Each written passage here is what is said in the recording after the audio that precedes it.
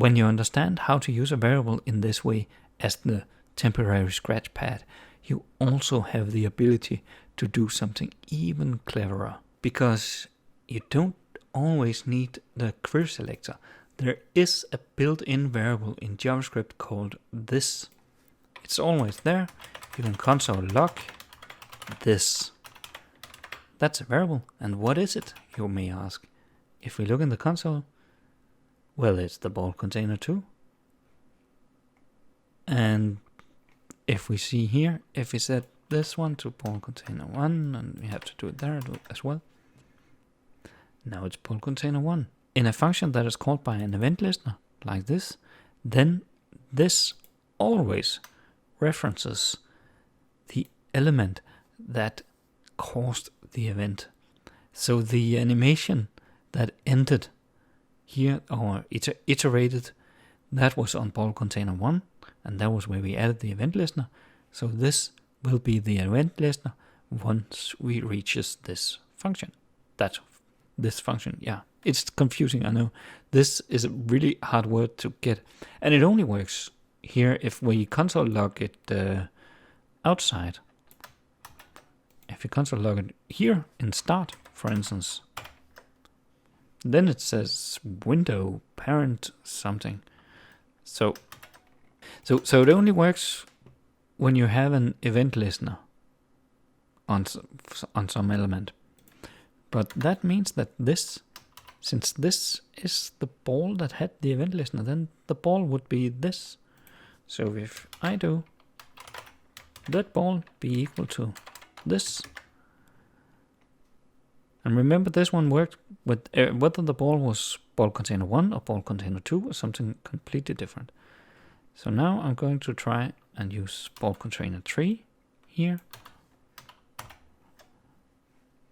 And see, ball container 2 has nothing, ball container 3 has something.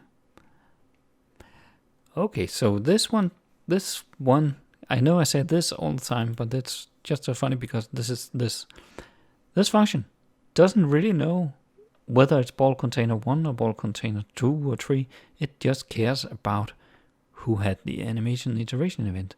So we could do this. Say we add the same event listener to ball 1, 2, and 3. We also have to make them falling. Ball 1 and 2 and 3. So now we have 3 balls all getting random positions with just one function using this. It's a bit like... They look like kind of the same. I know we could add some delay. We're just going to do that here. Just give it an animation delay of 0.1 second. And give this one an animation delay of 0.3 seconds.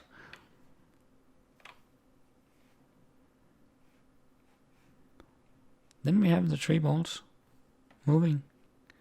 So why not just add the rest of them? Ball 4 and ball 5.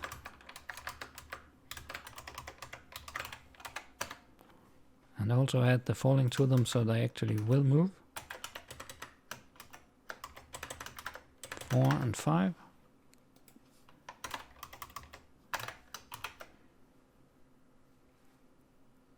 And we have all 5 balls falling. So I have one function that can handle reaching the bottom for any of the balls. And I think I'm going to use the same principle for the click ball. So I'm going to add event listener click ball for all the containers and see what happens. 1, 2, 3, 4. 1, 2, 3, 4, and 5. And I'm just going to console log clickball console log. What is this?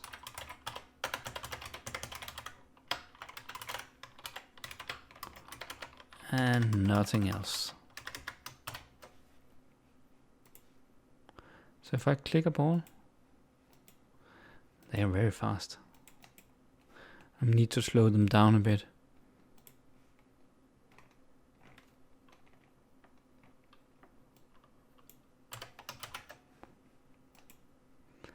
Then I say, oh, it's the sprite. And the idea is that I don't really want the sprite to be the clickable one, because I want to pause the container.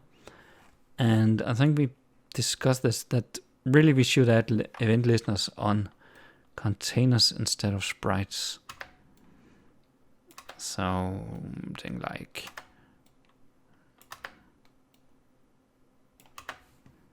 this. Now it's the container that has the event.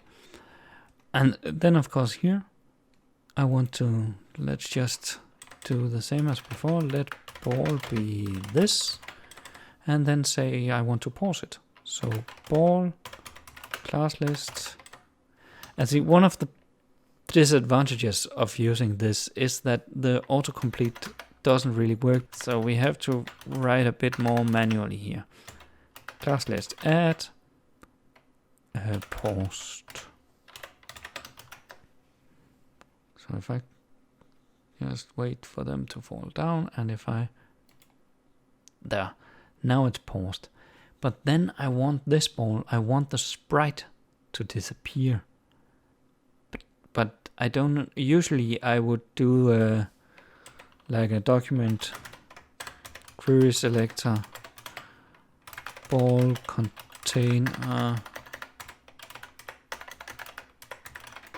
one sprite class list add disappear. Let's just see what happens if I do that.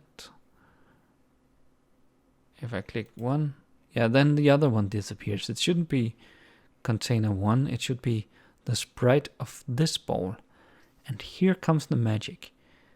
Query selector works on everything, not just the document.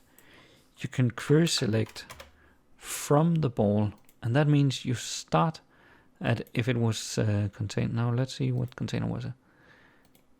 Here, a container 4. If you query select from that, then you select anything that is inside that. There's only a sprite right now, but there could maybe be more.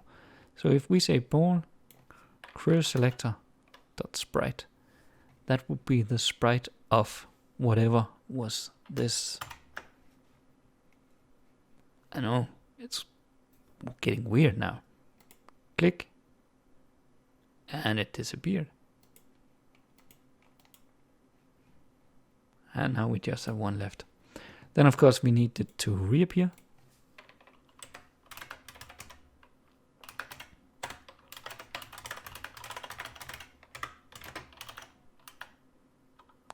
Reset ball. And just a function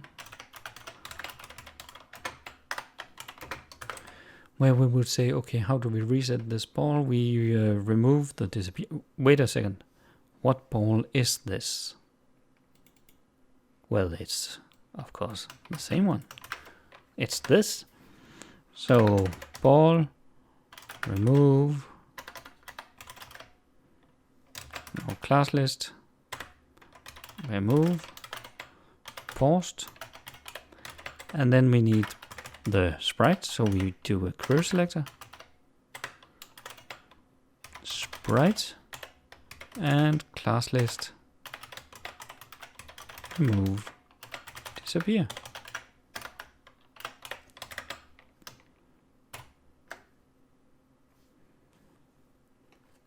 And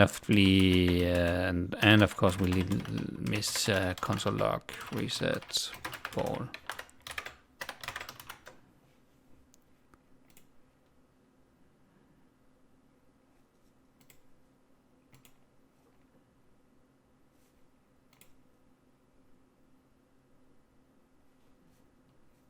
not sure. Are there there? It looks like there's 5 of them, yeah.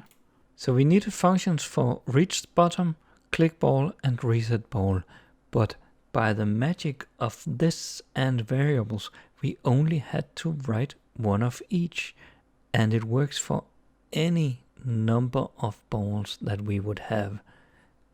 We would still need another click square function though, but we could also make that use this. Ain't that amazing?